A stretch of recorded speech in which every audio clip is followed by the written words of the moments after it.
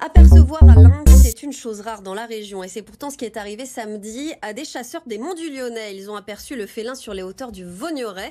Désormais, l'idée, c'est de l'observer à nouveau pour l'identifier. Clémence Delarue.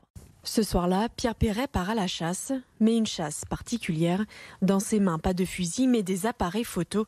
Objectif, capturer en images le lynx observé dans ses bois samedi dernier. Il n'a pas été aperçu ici même, il a été aperçu pas loin. Mais le but, il est autour de la zone où il a été vu, de positionner plusieurs appareils photo. On est sur une coulée de gros gibier, effectivement. Donc le lynx, tout simplement, il va passer ici pour chasser. Et s'il passe ici, on l'aura. En tout, Pierre Perret a installé 3 capteurs, tous situés dans des lieux tenus secrets. Ils resteront en place jusqu'au printemps prochain. Désormais, pour le chasseur, il ne reste plus qu'à attendre. Le lynx a quand même une surface de territoire de 20 km sur 20. S'il est passé, si ça lui a plu, il reviendra. Il reviendra, mais quand, on ne sait pas. Faudra être patient.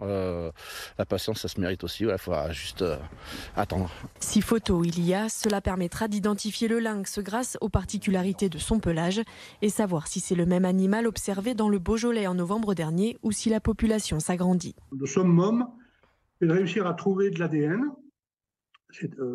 c'est-à-dire une crotte, une proie, de l'urine dans la neige, des choses comme ça qui permettent éventuellement d'identifier l'animal et de le comparer aux bases de données existantes pour voir si c'est un lynx qui est déjà connu dans d'autres départements.